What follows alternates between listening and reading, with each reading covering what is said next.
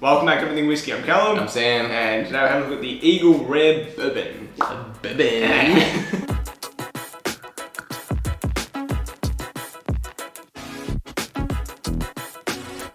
Alright, Eagle Rare. We're a tad low on this, and it is Where a tad low? I was about to blame it on me anyway. You rub it in. It's all my fault. I bought it and I enjoy it, and I haven't had any other whiskeys in the place because I just moved into a new one. So I've never finished. New setup. Oh yeah, exactly. This is not the new setup. This is just a temporary setup. We'll be back at the old studio. This is just temporary. So Eagle Rare. This is from Buffalo Trace Distillery. This is 10 years old whiskey. What else to say? It's a Kentucky straight bourbon. 10 years old. It's 45, is it? It's 40. Yeah, 45% alcohol. As we said, don't have Glen cans because we're at a new location, but it's just temporary, don't shit on us. I feel like Eagle Rare is such a nice refined palate. We've been having some really strong, high proof whiskeys today, but I still think that at 45% this will still hold up because 10 years in America, I feel like brings out notes that can't be achieved without really aging it. This is so fruity. It's really fruity. It's also really vanilla-y. It's smooth as hell. Like I get kind of sherry raisins in this. Like it's bizarre. Like it's clearly bourbon. It's hitting bourbon flavors, but the outlier flavors, the other 20%, those are I think quite unique. I think quite unique to probably like. I don't know, I think it's probably the age, obviously the mash bill and stuff, but I think the like age a really does weird it. zesty, like a mandarin. I'm getting mandarin and like pear, like a more light fruit, but I'm also getting some like sherry-ish dark fruit. I was about to say it's like a combination of both dark and light fruits, which are like perfectly married. Like they don't stick out from one another. They like kind of blend perfectly. I'm not getting like ticky. I'm not getting typical like cinnamon kind of apple pie notes. I'm getting like apple-ish, but it's more, as we said, like pear. It's like a apple stew almost. Yeah. With a bit of brown sugar in the pot. Maybe a little bit. I'm missing like some of the cinnamon. I'm missing a lot of the rye notes that come in a mash bill with bourbon. I feel like this, I could be completely wrong, but I feel like this is not high rye. This is very soft. I'm not getting herbal notes. I need to taste it. It smells like apple juice. I don't know if it's a placebo, but like, I also don't know if it's rye, but I can smell something that is on par with a rye kind of nose. Just taste it. What does it taste like rye? What does it taste like? I can't remember the last time I tasted this, by the way. It tastes like vanilla apple juice.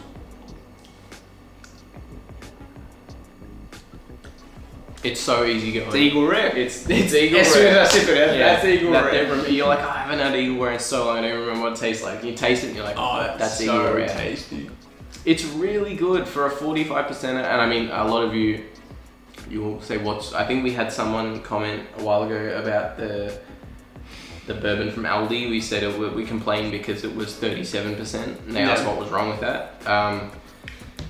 Legally, in most countries, to be called whiskey, bourbon, all that, it has to be minimum of 40%, otherwise it's not allowed. Australia, I feel like there's some weird import rules that don't apply to that, because as we said, the Aldi one was 37, and I've seen Jim Beam at 39, so... Southern Comfort's at 37. Yeah, well, I mean, that's kind of a liqueur, but anyway, yeah, so that's why, it's because it seems less traditional, more impure, and also we are massive fans of high proof. But if you enjoy it, if you enjoy it, we're not saying it's objectively bad, just subjectively for us. We're not saying it's not bourbon. We're saying we don't.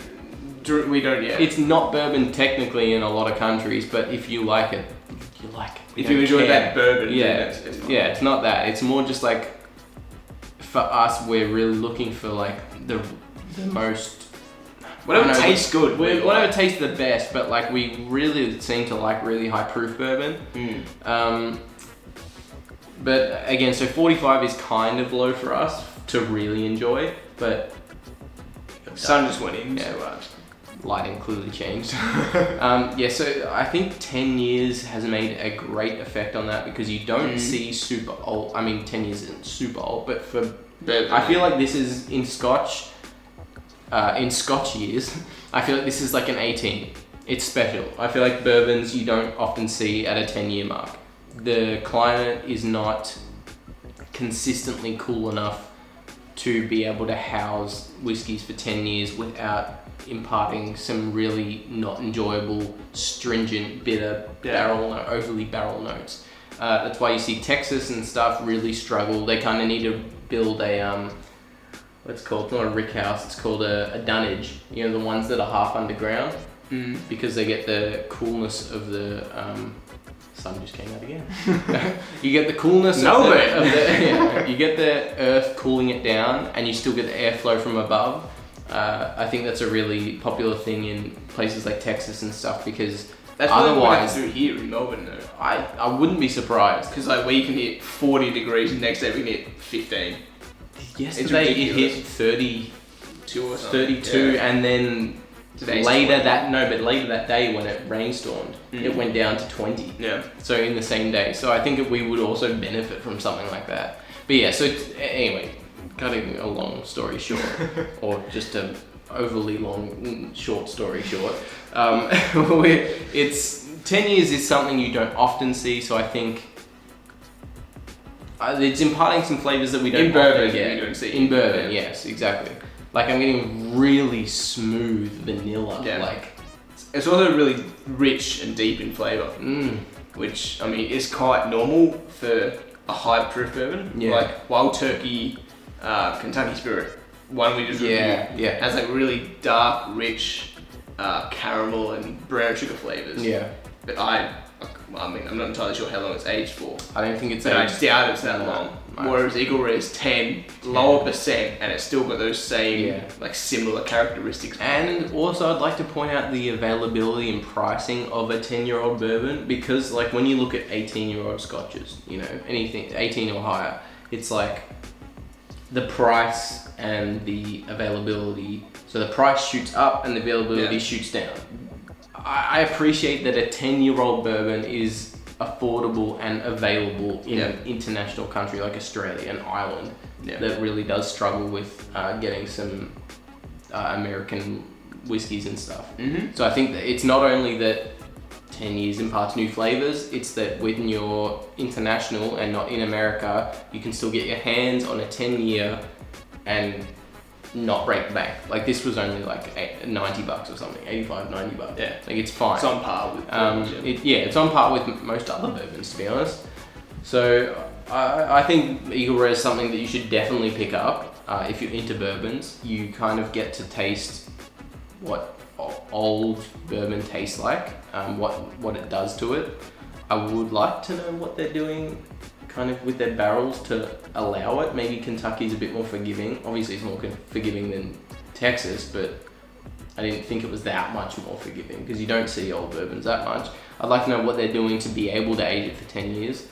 But otherwise, that's it. It's just a super vanilla-y, clean, nice bourbon.